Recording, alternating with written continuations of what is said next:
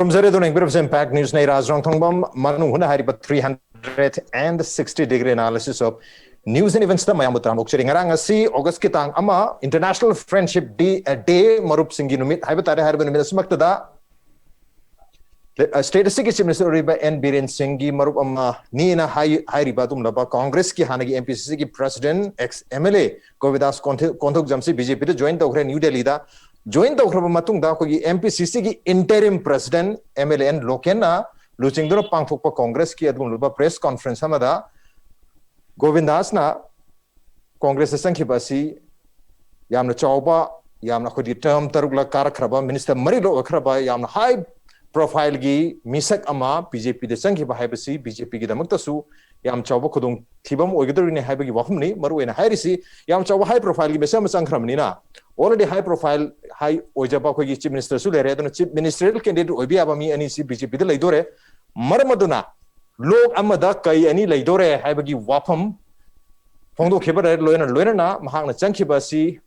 BJP ki Kang Hadalin Chanki Bakachamana Rabani Habagi Wapam sing Fondo Kibla Masi political jibes ni Harry but jibes in a Sikisu Wahan Tokia the Maglator Netna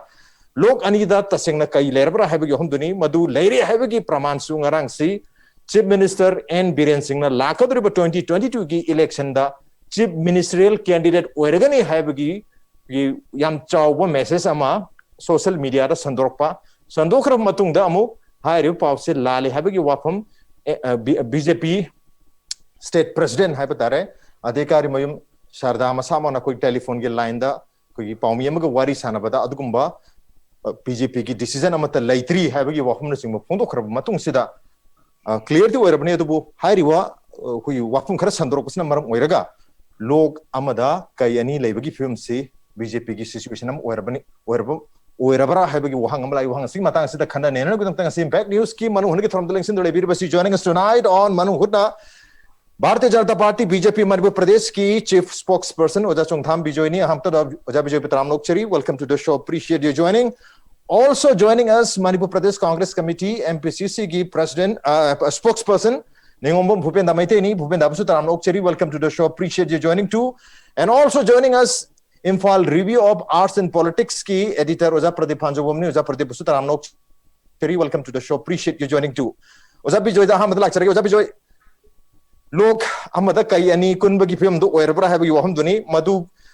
Oidore, Orektan with the Makta already defensive Oiba move Amo in Angarangsi, Chief Minister N. Biren Singh, 2022 State Assembly, Kimikal, the Chief Ministerial Candidate, Ogani Habagi Wapam Su, social media, the Sandropoleki, Komai Tambini, MPCC interim president, and Lokengi political jibe Sida, BJP situation, Sumatumani and Hibining.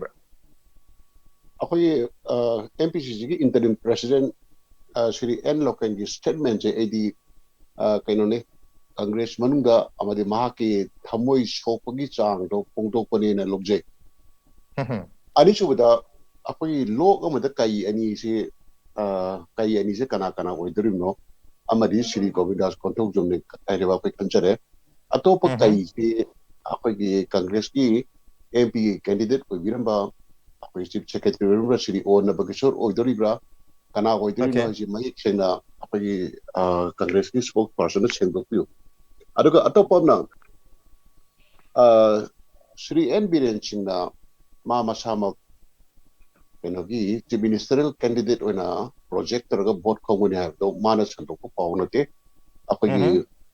News Nation and a power channel with the power the Yawi with the Gi Mana Madison, the act of wearing money conject. News Nation, the Harry Paul Lotok Reza. Other Lotok, Maso. Ana Yoro Magato Gimina, at the Mary Satokiba, and a Makata Moishidum, Apagi Matansin, at the Lokocha, and in a Kali. Karida CMN Birengi supporter, Mayam, Stongana Larry, Mag admirer, Mayam Larry, Mona Haraudna, shared to Bunena, I the Mana Kanje. Arab BJP Kojik Piminta candidate Ama, project or campaign, Tawudra, Roidra, Fuzimoti, decide to green Kale, near future Tarpoji, Tarputabusi. Adaga Mawanga Pagi, General Secretary Organization, Sri BL Santos La Amakanda, the Mana Highway, candidate ticket pibasu kendra dagi miyam na pigani adaga chief minister su manipur gi miyam na adum choose tawjagadabne haibada adamana thambirami masida takpadi akoi gi mathangi chief minister amadi ticket phangadaba mi singse yam open with thanane adaga kanaguma heavyweight or say prominent person ma BJP yaukanda akoi ticket poidna piu haiba pre condition je thamagadi amata yauna deva akoi Sri Govindas Konthumjamsu mana kenoni changa ko matanda MLA karika loi design taramaga changa isina takpadi MLA du oidrakadi logi matungina mantri ma chief minister oibudi yai adugumba ai demand ta legisde haibagi yamna symbolic oiba gesture neva aduna sigu mayam sig marakta akoi political speculation di yam tawnai aduga akoi gi BJP gi manung dasu leader mayam sida akoi gi groupism leibagi wadi na tabida magi favorite leader sing lejai aduna moi sing dagi wakal wapam apamba do pundo podo baduna party gi chap sabas stand di natte na haijaningi aduga kariguba openda na kai ni se kanano sindok kiraba matungda aina haijaning madi kai amani na koi BJP da or khaiba kishim na moy kari marugri da BJP hai basi MLA minister si khana teva akhogi organization si manipur da member lak manga helabni masi manuk da akhogi kai ne lam henbi yadra ba yamna kan ba worker sing akoi samu gumba nongsa gumba jo bari da lai ba yam sanna hajara da akhogi media kagbura na traga atai political interested mission sum gossip to ba hagadra ngana ba hagadra madaiga MLA ga mantri ga khakta sum khana leiba MLA amadi mantri singsi behind da lei si kanano da yamna dedicated ba chahi kunguntra party si da akhoi masagi interest karin ta yaw da bida walk troga leiba backroom boys ai tare ko si aduke kan na lei masigi matina BJP government ji kasi manipur la ibani aduga okay BJP gi worker mayam ma leiri akan ba samu regi ato pasa akan mayam lei haibo hum thambi masina marum ge mikhan mai pak ne haibani na hojik changai ba kai sina thodok pa BJP da kana ba pigani hena khan bi da broja kana ba dikka di de political heavy ni aduga ai mamangi discussion du haijadrabni ma yobiru pa se akoi congress manung dagi plus point woiba akoi strategy idea ya putrokani aina khangjabada Govindas Konthumjam jemagi IT department masagi personal ji yam lingi adu mayang do hapchen birakani na khalle adu gi mathata yegbiyo Sri Biren ga Govindas ka se congress ta leminari gi deso masai highway gi badani yam good friends na tani koi chahi ju lenga orangani adu yam good friends ni friends ji apagi opposite political party the legnading da pangangana so same party the yorobni na handshake tawnaga arang lengonaraga adum welcome tori duneba okay masida takodi akoi lok amada kai ni kundagi pramando sum toido na okay lok amada kai ni kun benate lok amada afaba marup ani punbani habagi wafam ni thambir se aduna ai thuna ai akhoi bhupenda adla se bhupenda lok amada kai ni kundu se akhoi Bishnupur AC gi oina yengaga lok amada kayani kunbu oiduribra natraga akhoi state BJP gi oina yengaga masi lok amada kayani oiduribra kamai thambini ye kai ama thadokre haigira natraga kai ama satkhre haigira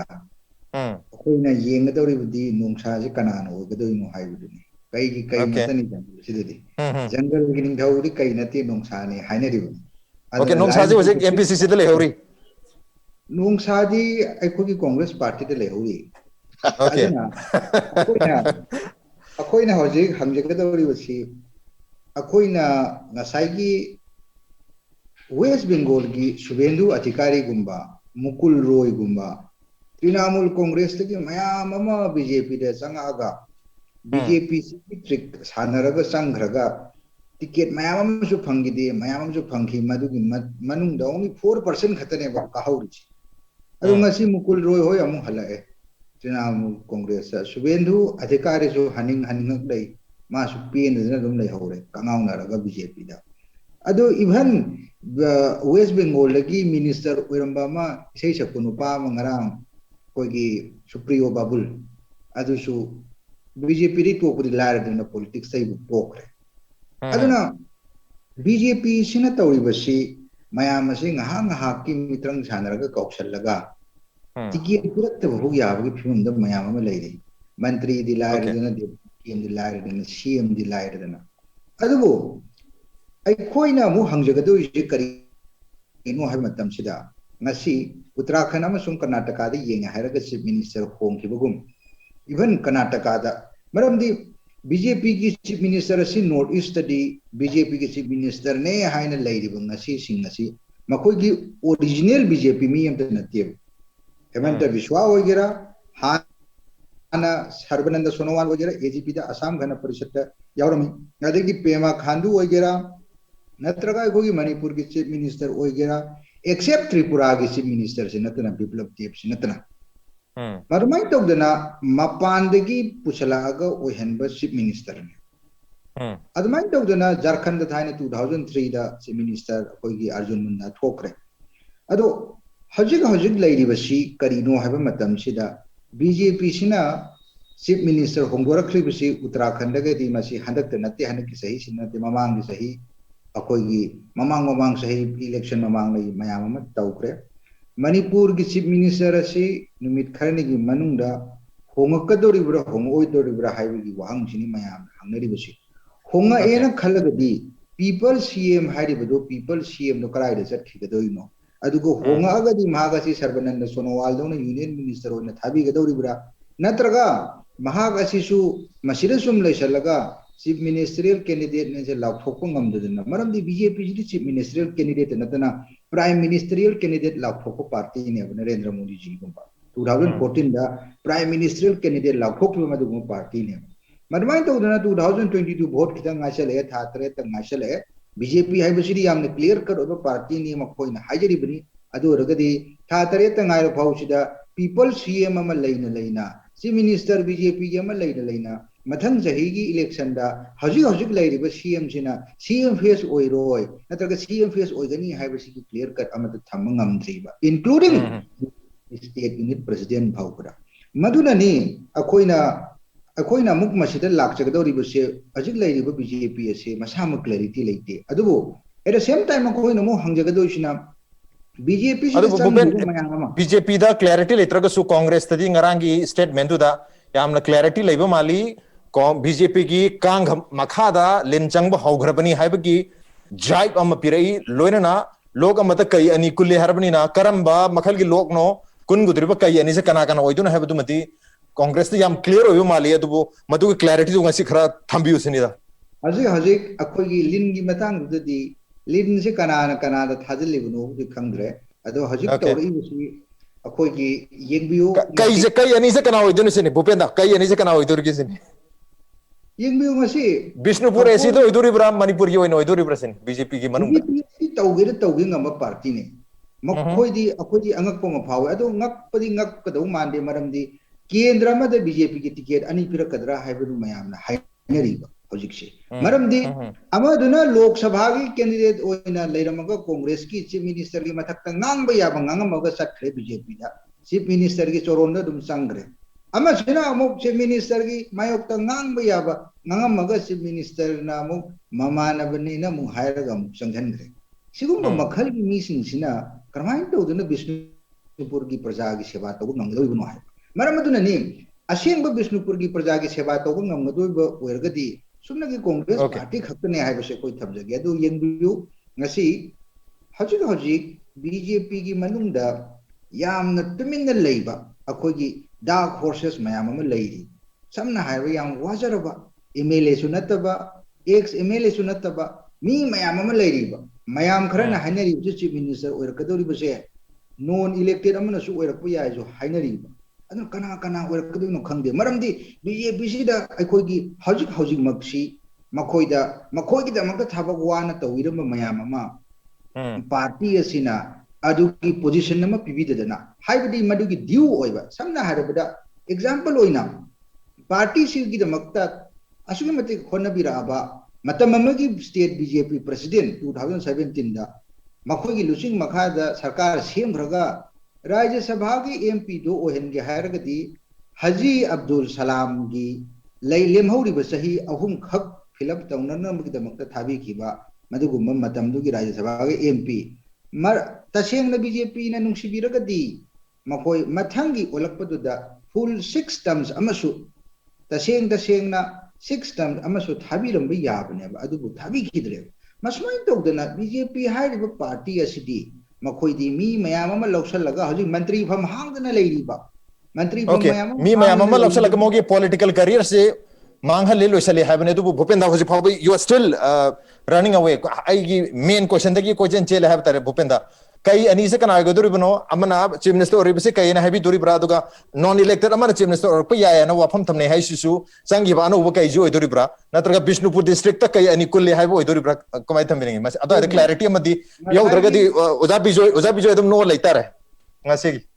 कई अनी सी करो मखल की कई अनी no कई अनी सी अमना कई जावरा मरा कई मसारे तो खंगी यस कांग्रेस ना हाई गिब्रिनो कांग्रेस सिंगो पितारे भूपेंद्र अदुना कई दा मतुंग इली तवदबु अखोइना हंगदौरिबसी हौजिक बीजेपी सिदा तसेंग नोंसादि लाइदना बीजेपी दा कई अमा खक लैबो ओरगदी 2022 की चीफ मिनिस्ट्रियल फेस से ngasi degi hauna people CM sina mating thokna mahaki lusing makhada karigi damakta no election fight tawrodobagi maram se masi makoi na su thambada karigi damakta hangoi dibuno haibje thamjage okay करी दम हंगोरे बना तो कांग्रेस न सु करी दम त कईजे कनानो करम बल्लोक तनो हाइबसु हाइबद हंगोरे बिसने करी गनो ngरang मक्ति याम पिन पॉइंट तौदना हाइबो पॉलिटिकल जाइब से हाइ घरबने तो सिगी जाइब सिदा कईजे कनानो करम बल्लोक तो कुंदुरि बनो करम कई अनी से कनानो हाइबसि मसी मति भजना हाइबिद्रे हाइब तारे अदु बीजेपी दे संगु तारगदी हाइरिबो मिसक तुगे पॉलिटिकल करियर सि अदुम तमना मांगथरी हाइबो हम दी थंबिरी ओके मथं उजा प्रतिनिधि लाथे उजा हुजिके कईगी जाइब हाइब तारे कंपैरिजन अमख अखोगी मेटामॉर्फिकल ओय मोंग द पुथोरपने है तारे दुबु सिगी मतंग सिदा खोई बिष्णुपुर एसी की ओयने येंगदोरिब्रा नत्रगना अखोगी अखोई ngасai मयाम हाइनरंबा चंगाई मिसी हेवी वेट अमा खंगनि चंगाई सि मरमतुना हानदिसु हेवी वेट लेरे अ हेवी वेट अमा चंगाबिना हेवी वेट अनि सिगे मरक्तो ओइबा अखोई पावर मुनरप याबगी ओथोपदु ओइदुनी मदुबु हिन तौदना एमपीसीसी की इंटरिम प्रेसिडेंट ना कई लोक अमदा कई अनि कुन दौरे हाबी वाफम सि फोंदोखिबने हाना मयाम ना लौनै ओजा कमाय थंबिनी सी मतंदा अखोगी एपीसीसी की प्रेसिडेंट हाइरिदु इंटरिम प्रेसिडेंट हाइबिरु माइसु अर्थ लेजरमनिको अखोई मपानी येमगा मुइसुम चारपम पुबा हानिगिसु मयाम नैना नया लापनि गोविंदासना सोमदा कांग्रेस की प्रेसिडेंट होरमगा बीजेपी यावगे चलेदु तसेनमासु एदा वकर पगिदोरम तुंग लेपा गसाई बीजेपी स्पोक्स पर्सन हाइबिबा तुंग लेरगा थबक तोजिगे काहेबा माइना चंगबरि वरमoi चंगान समागी जो बागन मरम ममन तिनर चंगबरि सोय वरमनि केरदा अदुना तगदि केदबि जोंग को दोनो है ताकि हेवी वर एमचा कांसिदा मान अपसेट ओर पोर्ट ले सिंग थनना ले बातनदा पोरो हजम बाइसे खरन पाथर कोम पोर्ट ले साइ हाय बिशनपुर सु कॉन्स्टिट्यूएंसी ले जरे अरे मणिपुर यो नसु मास मान चंगा समागी बागेनिंग रेडियन मरम तोरमनि खले इंडिकेशन नखन फंगु सु बागेन तोरगा माइ मी प्रोकनी का मी प्रोकनी का हेरगा माइ चंगी बदत्रगदि कदोइ लोक्सन दोइन बीजेपी ना लोक्सन लेदो लोक्सन मदसु तसेना चुमना गनमा कांग्रेस नि मा लाके हाय कांदा इम्फाल तो मोद दिल्ली जगह सत्तोरि जो चौ बागेनिंग हम लोइरे हाबिगे इंडिकेशन इज अदुम ओ फंगिदर पैना अदु प्रेस हो मन थोंदरि सि अदि कितंग इनसिक्योर बिगिनि खंदे मैम डिफेंसिव वे पोस्ट खरलानि अदु हाइदे तोना तोरिसे दा कुइन साइ हाइबा कांग्रेस पोस्ट पर हाइदे सचम बकर लेबा हम समदा समना हारगा अखोगी चीफ मिनिस्टर हम लेको लेना अमा इंडक टोकान से तगदबि जोंत चीफ मिनिस्टर कैंडिडेट से मा स्मोय ओरगा हाइदो मंत्री हाइ बोरम लेसम हाइबा सदाइना आई ओन सम इंसल्टिंग ऑफ पॉलिटिकल ओइनियम सेंस आइना लेना आइना फुटबॉल कैप्टन ओइना अतोपम जो अतोपम सिलहलनि नन कैप्टन मिंग नमोयो हाइमों तोइमो एक नत्रगसु अमा चिंसलकान अमा किटिंग इंसल्टिंग ऑफ यावना सुमसे कैंटी येंदा अमा हे ओगुम तो अदना कोइना सा हारिबा चंखलप कांसिता अपसेट तो पॉलिटिकल यावकनि हाइस constituency Bishnupur constituency makta Govindas na tawri si masu magi tribal mem kakthani magi haidi ma saizong to magi pot yaujar gani ajigi akoi nabishor jang asa nabishor magi threat na immediate threat ma mai ujaram gani adida haji si nabishor na ruling party oina lepa kansa ma da kitang adigi security ka le ma do ma adala asumda chahum phani ga heavy calculation na trade pot po gi haji si da hadal arai poti nabishor su mina masa khangdang mina te aduga mana party ari manglai lepa gadi hadi congress na hajipuri jairi adu khal lega lokshan gadi nadraga to party npp ni khani karam lokshan laga lecture kansa heta line thoi doi si factors yaw normal kai ani ha kan sai adugi level su kai mle jakha layer le matham la ka sida mana congress president oin layer me adu mana por ko man no ta kan sa hara ju hainer me mi man po doi photo ga hype pos adu congress min na te hajari su adu por le ni ma su Bagian itu kan cawan torong itu mali, habis ini habis tercatat mana ada indication umum so. Ada personally, when I want to share information kan lagi ada information saya mana tahu no ada koi serahana koi leran ba army officer ni juga Delhi saya kan sudah ruling party yang nak mana lagi mi ada think kami orang diaspora memang mana dalam South Africa ada juga New Zealand macam satu na tahu mi ni mana semua yang ada semua hari ini selesai dengan kandang ini dah message sampai tahu dah, kau message tak kan sudah, yang orang ini message good morning, good evening tahu yang tahu beli dah, masa tu memang tahu beli, betul enggak? Tanah semua ini lekas sekarang, tang putera kita enggak sih, tolak kasih kayak tadi nak cek cross check tu, putera itu sih yang kan message terus player betul, ya sih itu ni nunggu itu tarik ni, yang kan sudah ada good morning, kamu tahu dia tahu mau tahu beli, tapi nunggu itu ni nunggu ini halu kan sama kan हमारे प्रकृति indication से Samuel इराम ले रहे हैं भी indication चारों के रहे अरे जा कोई कई अन्य वाले तो हम मुझे मार कर रहा है क्या से कोई स्पीकर से यार डायरेक्ट भाई के स्पीकर कैंपन जो प्रोस्पेक्टिव कैंडिडेट भी पॉसी अरे मां मेंशन है अदुगा कोई सो कोई कमाई तो रोइनो है kan sida just want to be अरे just want to अरे का जो भी तो रोइनो हंगा जो ground level lagi information lagi kali kan kemain law report kawan berkhang dulu. Almain mah hajar berkhar berdua lagi pak. Mah hajar cuma tu sih. Ada semua yang tu semua nama lagi hajar kawan itu kan. Tapi yang hajar di aku ini semua ubah kan tu. Segi ni macam ni sekarang macam ni no. Itu hajar kongresi presiden ada presiden ni ramai thado macam tu yang macam mau ikut tapi hajar di parti mau yo. Aku ini manipulasi loyalty guys later mana. Adum captain so football captain na to we goals and room to is go mind we feel see aku yeng na bor bor yeng no idea to yeng na bata leader ne have gi map to map to ka study aku praja me an he ye mas na da ta thoi no no mani puri future see da thoi no to post kra yaw to te sa to ka sa ba han leader kan sa no ai to ba ma jar da ga kai ni kun ma hajra idi siri thok do de ma ko da sum kan te announce to na ada to announce to na ta sina ku Oira mana isi aku parti nusisan lagi apa ni? Wan bah hero namu ini sih bukan BJP desa. Amai hai kan dengan lagi spekulasi dengan pun lagi ni lah. Lama tahu kan sih kabaram da atau channel nama da kalau na aku ini hasil CM berana adum chief minister candidate ini hai kan sih sudah orang deny tahu ya. Ada ni asing mungkin dia aku ini chief minister ni lah lega aku ini mahu kalau kita mana ini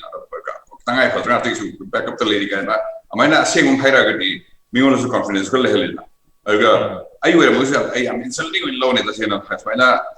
tahu gadi apa, aku politics insult kah lagi tu, adum gelina haira tu, Congress tu kan BJP tu kan haira, aku ni party kita tahu dia kah apa, aduga, kan aku organisasi program organisasi kan haira apa, aduga, isagi personality awal tu, isagi personality mina, loh decide tu, agi decision macam tu, agi mau saja aku federalism guys, baik kaya terap parti itu ni so federalism ni tu, aduga regional leader kafla kan dah mau orang itu bagi, asyik mau si yang macam orang terbaik kali nasional parti yang aduga BJP ni dikit kan rumah, how pergi ni, macam si aku state leader macam si pam tak kasi hingam tu bagi, macam dah harap kau kahai mau si ceng selak bagi mau si ye macam yang mau itu terus. Aduh kaya ini pun ani pun baca ini kayak anhan ini kesini yang orang di kayak orang musuh berai kali. ada masih party dia awam ini dia juga think tank advisor level kamu nih ha kamu langsung confidentially hide up kan mana langsung mai opinion itu kali kali kan kamu langsung maham aku di support ada mi aku mau jatuh mereka taruh mi di hani mu yang tadi mau hasil mengang musuh itu kalau ni no nine mana promise tu kan bagian dorong cang mi mau ni mana hajar ya right madi asal langsung gitu nih kayak mau nih lagi kan opinion lagi ada tu aku di sini mi wani ana mai dorong company yo net okay kaise ani danati hum oibi abagi wafam sulai havani maru ena as far as chief ministerial candidate kana na mathangi Michael Sida chief minister gi mirep oigadage habi wafam lakta nagadi kaise akan ba hanai su BJP within the BJP leramba du huzik anuba koigi heavyweight ama changa abne heavyweight politician ama changa abne na madu su 6 times my pala ba consecutively my path kuna dum lab misa makaksa ini baramaduna mahak chang pahai basi hana lejaramba BJP gi MLA sing natraga leader sing gi marakta yam chauna adum koigi apprehension pohon gata bakate nungang ba pohon gata dum makhal gi khongthang amadi oido ni aduga center gi oiba koi BJP gi high command gi maike gi lakpo order amasu mathau ta bani na so ai sida karana chief minister gi mere ohlakada gi haibagi hujik su tangdang ba leitri aduga ngarang sandomba wafum dusu madu koigi party gi maike gi phongdok pa leitri habit sing ba phongdora bani na masi kari gadam adu makhal gi pauk se lai bano haibagi wafum na sing ba so dum tholok tabdi nate on the no brem thojage brem tam tonjara ke impact news puming tadule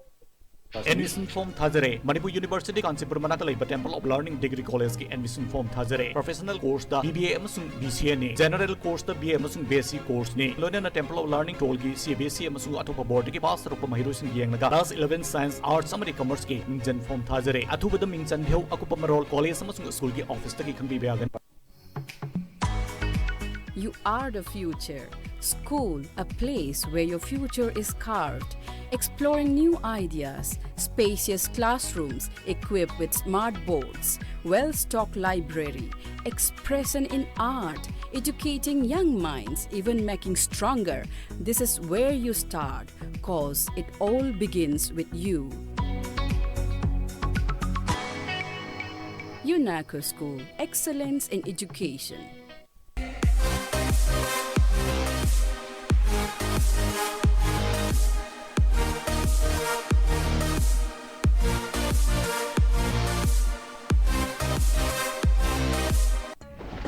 You are watching Impact TV, engaging, empowering, and impacting lives. Nungairaba pau Impact TV ki subscribers singi damakta lakliba August amadagi Impact TV ki anowa package mari chatnaba horagani. Package sing adudi Impact Value 300, Impact Max SD 380, Impact Mini HD 350, Impact Max HD 450 ni. Subscribers sing na July kuntraga matoi fawgi manungda isa gi mari lainaba LGO singa pau fauna biduna package mari asigi manungda apamba ama khanbiduna ka fauna ba ningsing zari package asi tang ani fawgi manungda ka fawdrabadi August tang ahum dagi di package yaudaba maramna channel amata uba phanglaroi.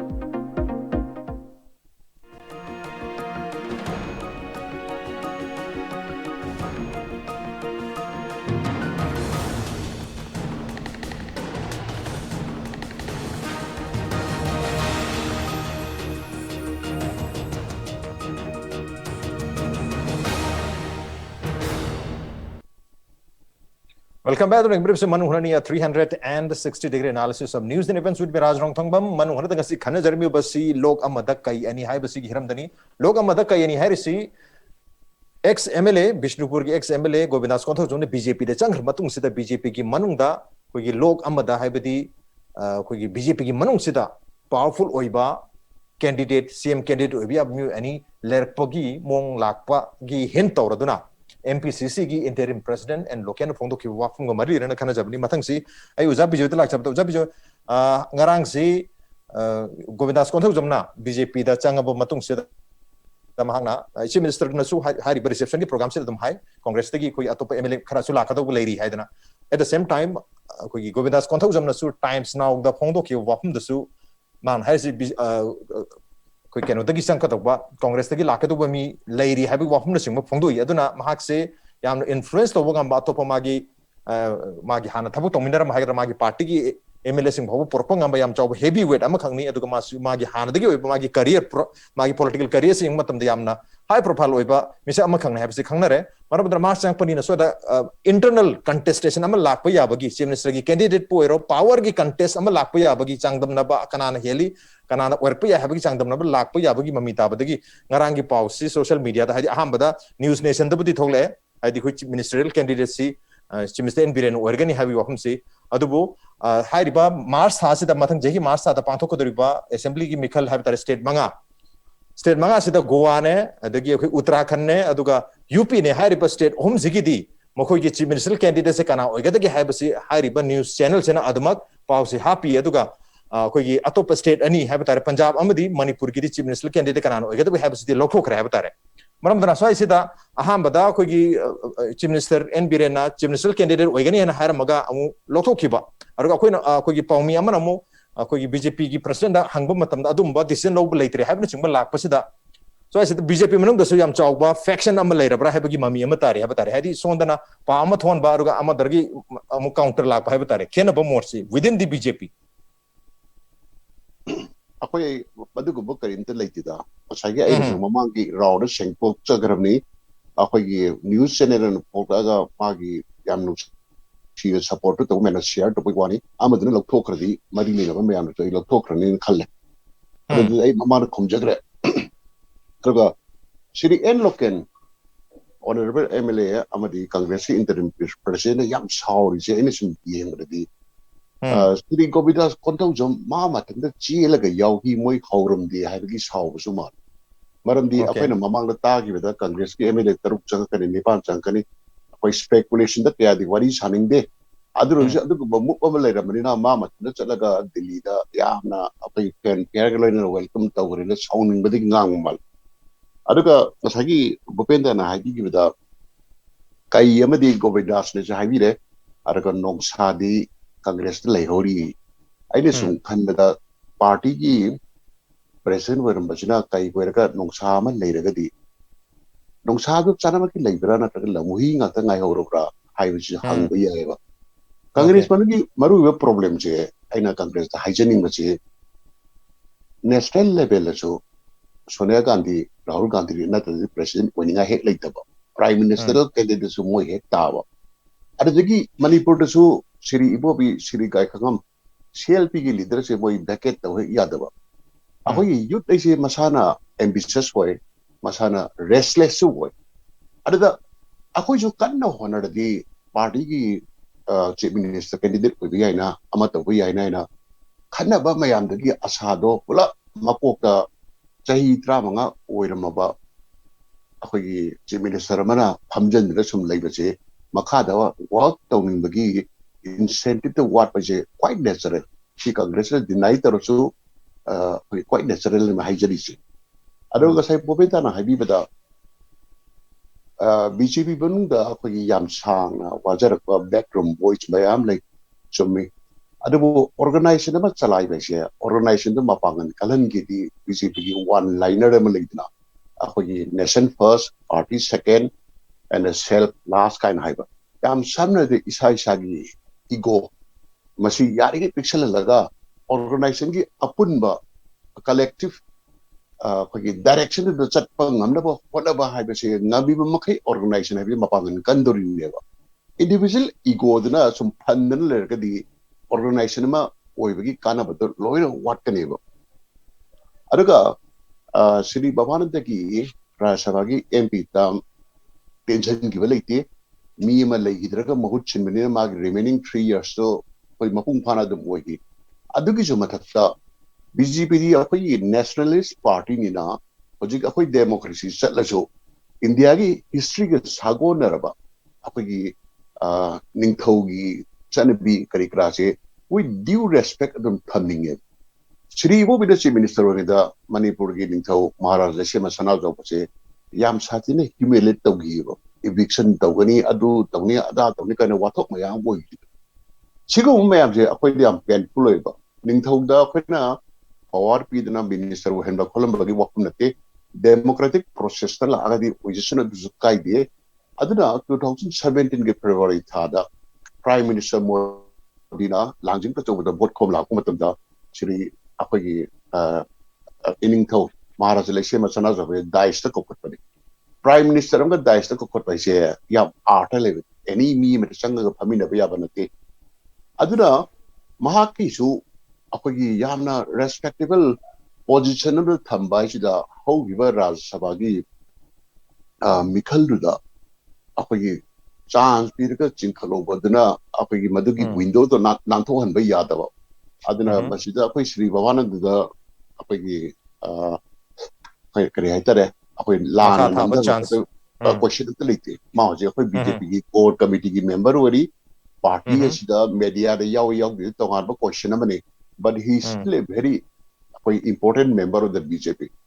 aduga Congress manu cha ai friend yam dai Congress men ne haijar di Congress ki kena da sijarage ne leiba ayam leiba namda biraga machak su ta di nabing su ta de adugi di bobenda ne hena khangi dinida akhoi gi national level da so state ki level da so Congress ki manu da namdhan na basi yam kal level BJP di ta sen harada akhoi mi semen Hemanta Biswa Sharma che akhoi Congress ki matam gi akhoi blue eye boy haramini mana Congress di tola ga BJP da yarpo matam da mana hagi ba statement dai kaw drieba ma Rahul Gandhi una ba chatri hai yam pine appointment pi de phange Rahul Gandhi ka mikum khara phamin na Rahul Gandhi na mango da mamai onse lakri hai ba magi pi pet doctor nalaga dum leiraga yamna usit hoi da ba importance pi da ba adugumba amagi magi emotion je khamte me sok bedagi machigi parties da akogi future leitre na atholak kibane mana high aduna Congress manu da ngasai keno leite base pressure ko gi mathakta safety bhag yaw da ba punjil lag thambachina manung da mogi pressure yam sagale adra masana mathada dum kairakani ba akogi okay exactly Zana Thambir Bojik, Hemanta Biswa Sharma gi wafum habatare, Rahul Gandhi una bachap matam da thawi virakta bagi wafum duga. Haira mana mong singarang times now da koi ex MLA Govindas Konthok jona phongdo ki habatare, ma high command ga wari sana bot pawphana khana basi matam yam chang years and months chang ya habagi wafum na singba phongdo ki habatare. Mar maduna Hemanta Biswa Sharma gi lori ba step to ga chamana ba step ni Govindas Konthok jona lori sisu. Adra magi journey this da su ngasi chief minister ware. Madumak Manipur da su Govindas Konthok jamda chief minister amu orpu yabagi lambi to hangadori bra habagi homdri keno da udan su thambiri BJP manung city mi sangat pani aduga BJP sidati afaba thabuk torgadi ai ba magi recognition to p habani na Govindas Konthok jamda su madugi chance am lakatra madu chance laktar gadi andagi leri ba BJP gi MLA sing natraga heavy weight sing nasu madu pam da ba amagi wafam di aduma ta da dinate habtare okay pa the big question nati akhoi aina BJP di mi sem bani ha ji da Hemanta Biswa Sharma tagi nateva majo hechang ko chief minister ogi bidin natedna citizen amendment act amadi bill gi matang da kana lang ko matam da notice mai cha ko matam da bana central government gi policy to yana mathanta atutai oina ma thengna raga akhoi defend to gi ba ultimately mana chunam citizen amendment bill gi matang da akhoi foreign nation yauna takai rai ji akpani Assam da hawri maido okay ni si da kinaraba kanda Hemanta Biswa Sharma yam kana hone gi bagi record am leibne ba lagi Sri N Birenji indio mana akhoi DPP yawri da adugi matunda Congress yawri da mabu kamaina treat tawgi ke mantri phamdagi lokthok piraga nan entity wina ma maji thambiraga lerambani adudagi machu magi potential mayam do Congress mu the phongdo ko ngamaroi haiduna ma MLA resign tawi party ki primary member tawi icham chamna BJP da apagi ordinary member amana changat ko neba adada matam khara apagi party ki spokesperson oibirami aduga election da manak tawbu contribution my kendra tagi na tawa atai kayam tawi do loida magna taking everything in the account ma wo apagi chief minister ki keno si phangi bane mata waduna apagi Sri Govindas Konthok jamjo haido changa ga hayen chief minister wo haibi yaroi madu apane accept tabu dum nate adu boina ma hojik MLA sunate aduna chief minister ki contest to boise low na yarga su matam what eba aduna mahaki sincerity ada mai contribution ada yung sagi nation first party second self last kind do mangonda kayam ingrained torge haiba pochi mayam je adu masana ola kineba aduna asagi Congress से सावर कांदा अपनी snake थाजन करे लिन थाजन करे जे हे Hyva okay सावर कांदा Phong तो कुआ Phong वगैरह है बनी भूपेंदा साव बदगी पेन द बदगी प्लीज प्लीज आई क्वेश्चन ना जी अखोई स्नेक थाजन करे जे थाइना गाय खागम ना मु हाईवा बीजेपी ने चिंग द मयाम ना वेलकम तवरे कोले हाय कांदा नोइबु वेलकम तबगी थारिबा कारपेट तो अदुगी मखादा स्नेक याम लेबनी ताइरे हाइदी करी हाइदनो मीजे नुसीदर कांदा नयुम द लिन चंग्र नु किहन बगुबा अदगी मोइने नुसीद मिदो लिन हे कंपेयर तोवा अदगी बीजेपी मनुंग दगी जो अखोगी कांग्रेसी कल्चर मनुंग तुंग इनदी मोगिदी इगो वांगबनिना इगो अमगा अमगा थेंगाइना काइरा कदरा हा काइना काइरा उ काइना हाइगी बोम याव यावरिबा मदो बीजेपी ने सम थोक तो ओके ओके भूपेंदा संग साइ थंबिखरे अदु हुजिकसु ओजा बिजय नसु हाइबिखरे कांग्रेस मनुंग दा याम चावना सेकंड ता हाइजौगे ओके जा श्री एन बीरेन का गोविंदास का जो कोई ऑल फ्रेंड्स ने मतलब वो सुना निथोखों अखोगी केनोदा बिशनबुक केंद्र दजो श्री गोविंदास का श्री ओन बगिचोर नसु मोजे ऑल फ्रेंड है ऑल फ्रेंड आटगी श्री न बगिचोर न चीफ सेक्रेटरी दगी तो पोस्टल ट्रांसपोर्ट रो मतदा मइतै मचाबु चीफ सेक्रेटरी वेन बी उन कन्न लाउगी बजे श्री गोविंदास यावने हाइबनि बखोय याब्रा नुसिना ऑल फ्रेंड गातने aduna handa ki thang je idje ri okay nungsinana lakpa ngatane to hojek mai lokcheba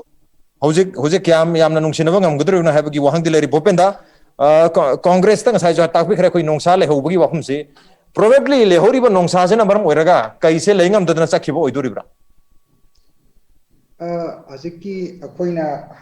hangadawribasi congress ta लेरमगा कांग्रेस तगी कानाबा याबा मयाम लौरमगा कांग्रेस सु मखोबु मंत्री फनयाम ओहलबबनी हजु लेरिबु चीफ मिनिस्टर अदगी हजट खरिबा कांग्रेस न मरम ओरगनी अहानबा मैतै मजाना चीफ सेक्रेटरी ओहलमिदसु अदुबु बीजेपी की सरकार हेक लाकपदगी दी मैतै मसा अहानबा चीफ मिनिस्टर दुम लौथोक पिग्रे कनामतना हाइबनते चीफ सेक्रेटरी मसा मंगना मतंबुगी लौथोक मतुंगदा हाइजरपनी अदो अखोइना अखोई हजू एमपीसीसी की प्रेसिडेंट मसामंग प्रेस कॉन्फ्रेंस हाईबी की कांग्रेस की चटकदब एमएलए लेते कांग्रेस हजू कनाम चटप की फिवम लेते मरमदी चलूरग कराइदनो चटकदोजे मरमदी चलूरग सीबंगाक्तोइने थेंगनबदगी ngasi कांग्रेस एमएलए निपान चलमगनी हाइबदु ngarang naham join tuba matamda MLA अमखक उबो फंखी अदुगा अदुक ममल लेबा हंजन हंजना कैबिनेट मिनिस्टर ओइरमबा अदुगी महाकी जॉइनिंग की कन्फर्म अखोगी सेलिब्रेशन हाइगद्रा जॉइनिंग प्रोग्राम अदुदसु अखोगी JP Nadda ji national BJP president यावगद्रा खंजरु कनाम ते यावकिदे एक्सेप्ट संबित पात्रा जी नतना अदुमकनी अदुना महाकी इंपोर्टेंस अदु अदवाइदा दुम लैबे हाबिसि पृथ्वी अखोगी भारत की लैबु प्रजा Singh अदुम खंगबनी join to matamda bharat ki tv channel amtana madu telecast tau ide except republic tv khagnatana mate kama adu makoi ki social media facebook live youtube live to dum u ki makoi party gi adu koi gi congress si yengbiu notice to lady chief minister bjp ngasi except tripura gi natana loina baksi bjp gi real bjp person amtana te even makoi gi rss ne hariba rss tagi mi am to sunate aduna akoina hangjagdawribasi masina tapadi BJP haribasi north east grassroots ta leiba party nate aikogi congress ki ngasi yengbiu thani hungi mamang congress la leiramba mana phanlawno somjalaga dum BJP ki semamu hekto oiba ngamme BJP haiba party ji mamdi makoigi mi haibatu leidabnina BJP ki phiral painaba mi leiti ato to party de lagbu poibuga puga natna अरमाइ तौदना BJP की worker delighted देना BJP की chief minister ओइबिनबा लेते देना कांग्रेस तकी लाहलगा कांग्रेस की मी दु बीजेपी की सीएम ओहलगा हजिबु लेदिबनी अरमाइ तौदना खोइना हाइजनिंगी मसी बीजेपी दा तसेंग बीजेपी की तुंगी दमक खनबिरगदी बीजेपी की तुंगी कार्यकर्ता की दमक खनबिरगदी असेंबा आरएसएस अमा असेंबा कार्यकर्ता अमा बीजेपी की चीफ मिनिस्टर ओना लाखोकपियोबा असेंग बीजेपी ओइजरगदी अखोइ कांग्रेस की दी असेंग कांग्रेसमैन असेंग नेहरूबियन असेंग गांधीयन अमा अखोइ चीफ मिनिस्टर ओइरकनी प्राइम मिनिस्टर सु ओइरकनी अदुनने अखोइ गुम असेंग नेहरूबियन गांधीयन से ngasi कोमना चाउना कांग्रेस खक्तदा लेरमगा कांग्रेस नतबा पार्टी अतोपम द यौरम दबिदा हान बमसुंग अरोइबोइना पार्टी की नमकतने हाइदन कोई नसी लेजरीबदो कांग्रेस से अखोने यंगे मतमदा इना हनक थाखरे ममांगदा अखोगी महाराजा ऑफ जम्मू एंड कश्मीर है तारे मतमगी डॉक्टर करण सिंह से याम क्लोज नदुम लोइने मागी 90 years of birthday celebration मतुंग द चली माई मयूम से दिल्ली की सिरा अदो हजुकी राजा डॉक्टर करण सिंह से आइन सुम पुंगाय मसुम वारी तवे अकोइनि सुम ओवर कप ऑफ टी दा अदुदा मा से प्रेसिडेंट ओय होगदोबगी मतंग वारी ले प्रतिभा पटेल न प्रेसिडेंट ओबे की मतंग माना हाइबिरकपदा माना हाइरी से मागसी ओइरमगदबनी प्रेसिडेंट जो प्राइम मिनिस्टर सु ओयहोद्रे मादी नेहरू की मतमदगी नेहरू की cabinet young minister young cabinet minister अमोन 1950s की मतमदगी यावराबनी महांगना हजोजिक लेरिबा दिल्ली द लेरिबा युमजे महाके प्राइवेट प्रॉपर्टी नि मतमदुदा फोक्स ना कोई लमुहिन खोंगा जंगल ने हाइदना राजा अदुगी दुदा कनाना बु लाकपिदो no हाइदना हाइनरंबा ngasi do embassy mayam na thalle adubu mana haibada matam du left party na ma se ningdau machani adrajani maharajani haidana support or khide haidana maramdi akhoi gi leibel bharat city republic ni haidana republic of india sira kamain to du na madu man ningdau mana president ohin gadoi no haidana adubu ngasi madumak ne akhoi gi bharat haidiba republic asida akhoi gi manipur sisu bharat ki manungda ama oidibani अखोइना नुंगसीबसी अखोगी ancient royal village ओइदिबा कंगला सिगी मंदा दमक्तन हाइदना कंगला रे कोई असम राइफल्स लोथोकी कांग्रेस के सरकार मतमदा doctor Manmohan Singh prime minister मतमदा श्रीमती सोनिया गांधी जी लाए हारगा पार्लियामेंट मेजॉरिटी ओइदिबा मपांगल कल्ले हाइरबा 300 एमपी सेना कारिबा प्रधानमंत्री श्री नरेंद्र मोदी जी अमसुंग बीजेपी की मणिपुर की दमक खल्ले हाइरिबा मणिपुर की महाराजा की दमक खल्ले हाइरिबा एमपी सु ओहलिबा मसिगुम्बा पार्टी अमसुंग चीफ मिनिस्टर असिना मणिपुर यूनिवर्सिटी की मनुंग लैरिबा लंगथबाल कोनुंग की असम राइफल्स मसिबुग लोथोप ngamdri aduna मणिपुर की इतिहास मणिपुर की लेंगाकलोन अमसुंग मणिपुर की मतमदु की सिविलाइजेशन दो कांग्रेस पार्टी नि काय खुनरक कंगला दगी असम राइफल्स लोथोपा दमाइना राज्यसभा सही तरुक की ओइने मी थाबगी महुत्ता अखोइना अदुसु थाबियु कसुम काइदे मखोगी पार्टी नि थाबिगरे फरे मदुदगी हेंदोक्तना लंगथबाल ली लैरिबु कोनुंग एमयू की मथक्ता लैरिबु से असम राइफल्स ने लैसन बसे मरसी अखोगी मैटै अखोगी दा हिंगबसिदा अखोई यामना नुंगाजेदि मसिजु लौथोकपियु हाइना अखोई थमजगे मदु खक्ता अखोगी मणिपुर की पार्लियामेंट निंथौसिंजु व्यवहार पथोकनी हाइन थमजगे अदुगा अमुक यंगबियु प्रधानमंत्री से मतममददी श्री अटल बिहारी वाजपेयी जी ने हाइबिरंबा जवाहरलाल नेहरू न महा की दमकता ट्रीटमेंट की दमकता महा को यूएस तथा खी गायना मतम अदुगी प्रधानमंत्री अटल बिहारी वाजपेयी जी ने नेहरू की मतंग हाइबिरंबा अदु ngasi की प्रधानमंत्री श्री नरेंद्र मोदी जी दी कांग्रेस की प्राइम मिनिस्टर की वारी ली टोक्रो श्री एल के अडवाणी जी करी फिल्म द लेडी ngasi मयाम न लोइनब खंगिरदुनी प्रोफेसर मुरली मनोहर जोशी जी करी फिल्म द लेडी अदुमाइन तौदना ngasi हजे कोइना हंगदौरिबसी हेमंत बिश्वा जी ना राहुल गांधी की मयुम चंगुरगा महाक की वर्जन अदुदा मयाम न कनाम त थाजदी मरमदी महाक की वर्जन अदो बीजेपी दी यावरो मतुंग द लिरक पवदुगुम वर्जन नि यावरम दाइगे मदुगुम वर्जन नेबा हयेंग हांगसी रमु हेमंत बिश्वा शर्मा 2024 की मतुंगदा बीजेपी ने सरकार पायरक्त्रकान सेंटर द कांग्रेस अम लादि कमदो वदुना अखोइना पाखरचदिबसे ngasi कांग्रेस बु थादोगा सत्खिबा बीजेपी द लैरिबा मयाम अमा ngasi मणिपुर दा कांग्रेस भवन दे यंगबियो अखोइना फम्मगा कॉफी थैबा चा थैबा ऑफिस की मथक्सिदा फोटो मयाम मा थेली कोंग एमपीसीसी की प्रेसिडेंट नेना मदुगी मनुंगदा कांग्रेस नत्तबा अतोपा पार्टी द सखरगा चीफ मिनिस्टर ओबा कया यावरुबा aduna कांग्रेस हाइबसिदी लेबा की दमो द खनमने दु हौजुकी मतमसिदि अनौबा नहा फर्स्ट टाइम वोटर मयाम मा थोकले अदुगा सोशल मीडिया द टेक सेबी ओइबा मखोइदा ngahaki oidaba ngang ngang ngamdo hajiki matamda principal politics se yam tasena darkar tar e maramdi commitment leraktragadi ngasi aina ngangaga thama lerga atopa ai magna atopa yutan isana ngangamado self contradict tawragadi masigum mi sibu manipur da leader oina elect tawrakani haiba सिसु मसी वका से थादोक PU मरमदी Manipur से हजिक याम लारि लासु हाइरबा literacy वांगबदि नतना Howrah इबन नहा सिंसे politically conscious ओइरबनी ngहा ngहा की सेन गी लियोर दा ngah ki arang mirakta nitra ngah ki nampu sasan da tawraga satkani haibu su tawbiganu Manipur gi youth sing population yamna percentage yamna wangbani maram maduna ai khoi gumba mayam ma leiri at the same time principal politics to mayam ma leiri mayam ma katar ai khoi mayam leiri masina original and true congress movement Manipur ki seba bharat ki seba tawbo namjagado okay principal politics ki wafum ju thambi so isra uza pradirta lakchani gi uza andaki handa gisu oro daga mamangi de oro congress tagi bjp de sakhiba hojik mayam hangnari wahang si congress tagi sum migrate toroga bjp de sakhiba including hojik chief minister obiri basisu aduna bjp equals to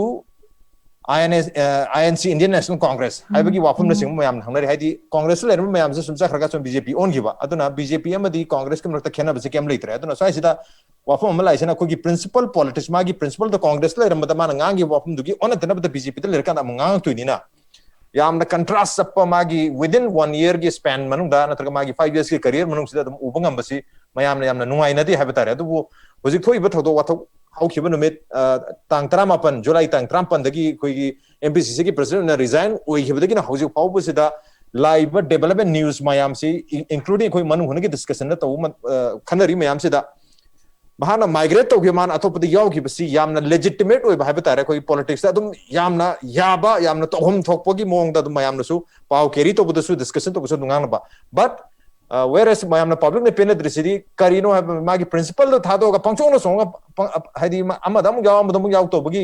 yam principal yaw do politics ama tawri sida akoina karigi damak ta miyam na karigi damak ta natraga media na karigi damak ta promote ta gudur bino karigi damak ta masi koi masidi yaning da fondo iduna habagi wafum sim mayam langnari aduna sai sida BJP amadi congress ki anima ki oi but difference to miyam da leihan da bagi mami su tari hatare aduna ada Congress equals to BJP natraga BJP equals to INC habagi wafum lai sida wazagi kari motham bini isi tasena mayam hadi sa haina le poli ko tasena same wine in different bottles bottle on to wala ni mai manu yaw chapani hai ko ada sire wine hen pazan hai gi BJP ya Arun Shourie na hai quite pen pel hai dar is BJP Congress plus account Congress sannam hab to like BJP ole na maine pazan ma phagi hoina hai ko ta tasena ideology chapani centrist party atani are sannam hab to like BJP ole hai chaptan tho bai khale koi Manipur ri gan jare ba haji BJP ki cabinet seudi bio Congress sai aur magana kana no civil le hore mathang thang ye ka cha ba ara Congress tu mami no thoraga atom thondala Congress lu phambai monda sannam hab to like Arun Shourie har ge dia ari monta ore da akoi ki si chongthok chongthing politics aduga politics character or politics har ge Manipur Arunachal Pradesh ga hore man notice of power my sagi party the ideology level si yung ngandoy mo to si center na party yung lepa kansa kara kansa ko hochal laga ma kana na wi hochal na bi po si Manipur ga Arunachal Pradesh ga horon to Mizoram de Mizoram da Congress ka ya mas kai aka ma party le na le ni ba Nagaland de Nagaland sa ma party le Congress rum le tamte adu ga te party rum le le ga so si de adu kana phani na kana phani chungku ke to si po to na khe Meghalaya de bi to de Aji tawri Manipur ka Arunachal Pradesh ngai ran si apti kai ngai ne mon thai de to koi ki kai ngai sila kana character reflect of the praja thot hade kam wi su characters reflect of every si adum pa ya bai kam go into so thai de ore na phina matamam da Congress si produce ho de te ko kom cha ga zari sang sing matan le le ho da jo fong khoi le te ho da ruling party option gi bo si ga sana o ra po na tare do so ko Manipur gi si ri ya phasan chum thok ya on tam ne ore haina kanda phi politics the enemy have like friend have like only interest my interest my haine diplomacy definition doesn't agree in diplomacy there's no friend or enemy only interest na hai interest ma duina America ga hai China ga sa meeting go to my interest ye ngade ba ideology mana to ba amaina adu level to go su le jene ko le ga sa phi sa connecting hidden we says koi friends or enemy ga small like have sida hui tawra su me ya thang betray the we program leina betray the was to hun thote aina ai interest ma tongina Manipur interest ma tongina se koina si Nagaland pun phani adra Mizoram pun phani Assam pun phani ka se chawrong hai ga ni ya ai hui interest ha ni si thai BJP spokesperson hai na nation first ka hai nation ma tongina hui akoi da rivalry la si Pakistan ni China ni adra atopa koi friendship se atopa shambu si kana ai adra diplomacy za no friend or no enemy, only interest have to be I. Who is the interest friend and we got the quick mama is some mama Minister who have the Tunga me, Madam Minister who have me Matung Tang kilometers of the sky there. We have to treat of any kind of other. See, was the square of his stories. When Chumtocha was the Brazil and the Matuta Rank, says the Potara Council Chumtoba, Zonto, the Togamo, the Potador Haba. Sumasiam Dagale, Rankly. I don't want to say busy spokesperson high. I think Sway about me, I want to point out those things. The way CA down. CA is the imitable Sermon, he says, Boto, Centers of Boto, Center, Adu Boto. Aduga Assam the yearly, CA, Pambi, and yearly, the Sam Tories go. I can go here, Hori, he talked to says that CA is La Assam Doitare, Assam Pam, CA, CA and High City, Hindu Mohicons, Muslim Hitatomi Heavena. Others, my Assamese and High Hindu, and Muslim, Bangladesh is my idea heaven. The high guys CA, like Assam, healing is the human Samana, Centergi Kutan, the man support over them. Aduna, massive promoter Pritasina. Assam interest Lepani have alternative center hijack which center and lawyer ruled over Monda like people say regional character also to be 3% has to be somewhere in the Langsta massive same with the Aduga I think the islands are having was high Mizoram the Kande Nagaland Kande 6% when at the center had can be a center not like can be she's some dog with the mamma the Punto Lepaga Mana picture was Sponja was one Jeffrey. As a muy hazard of one the limit of the Munich grammar put together. The money put together social bank politics brands that are not a way you can to go service leadership it has a demo to be has more toys in Congress key. Captain later, but ship Maggie kept the Hazam muy Mamang Hadama, Jungani Pusalmoga. I mean, the Lagas of the Congress had I want to have a solution to that organization, Center Piragadeva.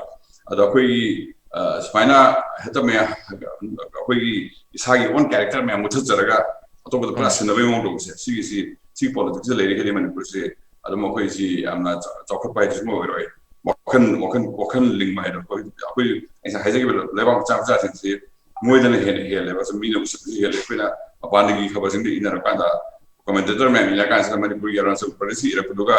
and Nagani, Mizami, I think he can never get a speak my own. He surely had a strip me out. I wish you wait a bit more of the I'm thinking any Manipuri politics. I just want to make a last more point, short point. I'm telling you, Okay, according to CLP the Matanga, PCC President the Matanga, I am a question said hangi. Ado Congress Party have a city discipline Labour Party ni Masjid PCC President Ogera, CLP leader Ogera, even MP ticket Ogera, MLA ticket Ogera, appointments book Ogera Masheku Party High Command, Honorable Congress President Hajina, Srimati Sonia Gandhi Zina, Yar Matung the Mahaki decision in Matung in Chatpaneva. I go Congress Sakala and Kalo. I am Minister Odea, the party command hierarchy, Oitam Negashu. Aduga, Oiramaga, Amuk, Akogi party commander, the Minister Madu, Oibea, Remi, Mamu, and Natraganang from the Union Minister, Ula Haiti, I Jodum Chatpatab, Machine of Akogi party, Sidiam Hazava, discipline Zaduna, Hazil Laiba, CLP, PCC President Oigera, Masipunamangsi, Sonia Gandhi, Congress Party, High Command, decision Matumino, Oibani, Masi. Aduna Madu Mayam do the Koi respect over Tabani Congress men, Amo in a Congress women, Amo in Highland Tamzage, Machine. Okay, High Command give off do Yam Pazan strictly follow to Bugi Waham Habagi, Tambiri MPC Goina, Uzabijoy, Kogi, Matam Dipolo, Uzabijoy, final comment, Kogi discipline, Naiba, Kogi High Command, High Waham in Buduti, BJP Kisu, Aduma, Labirong and Kanje. Aduna, I did Akogi the High Command, leader Hine. Okay. Sri Bupeta na say aho magi second round ki opening da hagi without Congress tagi kana ba lauraka chain create ati spokesperson high was yam tareba but it ayam na idi Congress yaw was kana ba phangra Congress ki minister yaw was kana ba kam phangi chineba akhoi isa makchi kana ba phangbu dilai isa gi gari thao karikra puthuk charaga si putu BJP re chahi kuntaru lejere ado Congress de moi di kana ba lauraka chain create machine ताकपदी congressman अमदी कांग्रेस की important person अमदी Congress की ministers जे कानाबो fungi बने कानाबो से कमाइना मोय तोलोपतगी हेना मोय corruption दे indulge तौजे मसाना indirectly याजबने अनि छिबदा कांग्रेस की याम डिसिप्लिन पार्टी नि अदुने दा निहारी कांग्रेस दा मेरिट येंदी कांग्रेस की सोनिया अमदी अखोगी राहुल गांधी की डायनास्टी दा मोगी लॉयलिस्ट सेन लेबा मोयदा लॉयल या मोय लॉयलिस्ट खतना ओगनेबा लॉयलिस्ट खतना ओइबा हाइबदी कइरो नर्सरी त ओय हाबदे सिकोफेंची लई हाबदेबा अदुगा होजिक मणिपुर की हिस्ट्री दा इनक्टुअल येंगो अखोगी कांग्रेस तगे अखोइद चेन ग्रे बीजेपी न मुथले तोई मणिपुर द लेरंबा इंडिया द लेरंबा रीजनल पार्टी नागालैंड यावना कनाना मुथकिगे कांग्रेस न मुथकिबनी अतै रमदा कमाइ त मुथकि द हाइजर रो मणिपुर खक्त द पीआर 20 टाइम्स थमगा एमपीपी मुथकिबगा मानडे एमएसपी मुथक्रे फेडरल पार्टी मुथक्रे अखोई हलत लगिदबा अखोई लाइश्रम श्री नंद कुमार मिनिस्टर वरमदो फेडरल पार्टी याम कनबा स्टालवर्ट वरमनी डीपीपी मुथक्रे सी कमाइना मुथलिनो मखोइना रीजनल एस्पिरेशन से लॉयना मुथलगा कांग्रेस खतंग अखोगी एब्सोल्यूट केनो लेनबनि तबनेबा अदगी अतोपमना एलके अडवाणी का मुरली मनोहर जोशी का पुथोरे अदु वाफम दो हाइजेनिक बदी भूपेन दादा हारिबा टोल लीडर अनि चे चही चाम सुदरो चही चाम सुदरो अहन चिंतो चिंथोगा वोट कॉमन गिजे हारिरा मदुना बीजेपी दा अखोय अहलमन लून तौदी हादगी केनो यरो रिसेंट हाइजेने कांग्रेस की प्रेसिडेंट टीएन हॉकिना दिल्ली की जंतर मंतर दा अखोगी डेमोन्स्ट्रेशन आंदोलन तौरी कांदा हलप कांदा Shri गैखांगम president Orion फम learn Shri गैखांगम ऊपर लौथोगा श्री मोइरांगसिम ओके नम प्रेसिडेंट ओयल ताम गम त सुदे म लेते मोइदा अरे गोविंदास हम ओयल अरे चेन घरे अरे लोकल हम ओयल सिगी अदुकी मते चेन घरे मतम जिदा प्रेसिडेंट अदुकी हमना सिलिसे ngasai bupen dan haiba Congress की मन नोंसा म फमदन लगी हेबदो मदुरा मखोंदी थोक्तन खोंगी बिजाला अखोई दी अदमाइना मक्ति तौदे ओके अखोई लास्ट ने हाइजगे अखोई बीजेपी बु पावर पाइनबा वेहिकल अमा ओइना उरगा संगक मी खर खक्ति पार्टी से चनर ओय मोयदम मसाना लिप तौगनी अरग बीजेपी पावर के दमक बीजेपी चंपो इतरगदी मधु चनर ओय मसा मतलब पार्टी लेफ्ट तो खिबे याबगी पार्टी आइडियोलॉजी अखोई गवर्नेंस अखोई कल्चर ट्रेडिशन पाम न चंगबो मीदी सेदन लेगदी अरगा मखोई पार्टी से करिबा फ्रिक्शन लगिदरोदी सैक्रिफाइस तौबो ngambagi गुंजी याम लैबा पार्टी मनुंदा अखोई मतिक चाबा लीडर कयाम लै अखोई मकया अनाचना मिमांग थोके आइगी फोटो हापियो नत्रगा आई आ सीएम होगे मंत्री होगे हाई दी होइदी कांग्रेस ती मधुगी क्रिक इनबदा हाइना के इनबा कला बाजार की नेचर में यावरी मोइदा मधु मुथला कादा कांग्रेस चाखलकनी ओके अदु अल्टीमेटली होजिक पॉलिटिकल की प्रपोजिशन है बतर लाखद्र मतम खर सिदा अहोंग बदमग लाखदो नि अहोंग बसिदा सेंट्रल लीडर है द बीजेपी की ओइबा सेंट्रल लीडर सिंगना पिरक सजेशन पिरक ऑर्डर सिंग दु अदमग स्टेट बीजेपी नसु इलेक्टो नि मधु की मतुंग इना कनाना चीफ मिनिस्टर ओइबा कनाना चीफ मिनिस्टर कैंडिडेट ओइबा हाइब नसिंग मयाम मसु अदमग लेरकनी अदु बीजेपी मन दु विदिन द बीजेपी यामना स्ट्रांग ओइबा कोई पॉलिटिकल पर्सनालिटी मयाम मसु लेरी है कि वहम दनिम लेबद्रो नि मरम वर्गा कोई ngसाई कई अनि लोक त लेबा नत्रगा लोक अमद कई अनि दगी डॉक्टर अहुम लेबा मरी लेबगी सिचुएशन फाउबा ओ लेरम बय मधु लेरक तारगदी बीजेपी मन दुसु याम चावना मधुगी खुदोंग चाद बा हबतारे मधु मायक नरपा मधुगी एडवांटेज कांग्रेस न मुलोरपा मधुगी तोंगान बा सिचुएशन दम लाप याबगी ओटोपदी लेतबदी नते ऑन देन ngasi वनदी मनु हुनगी थरमसे मतंग सा दुलसिन जरगे ngasi थरमसे दा ओजा बिजोय ओजा भूपेंदा अमदी ओजा प्रदीप न ऑनलाइन की खुतांग द सरु याबिदन थरमसे बथवा पिखिबा मदि मपुंग फान बिदमक ता ओजा हम पोरोबिस दम का था चफनुक चरी अप्रिशिएट यू जॉइनिंग मसने ngasi मनु हुनगी थरम ngasi एडिशन से करम तो बी बगे को खान पे आगने कोई मेल आईडी impacttvnews@gmail.com नत्रगा कोई फेसबुक पेज www.facebook.com/impacttvmanipur दा join the viraga comment am the feedback tha birak pe agan well ladies and gentlemen thank you so much for joining us on the other side of the screen until next time this is Raj Rathong signing off kurumjar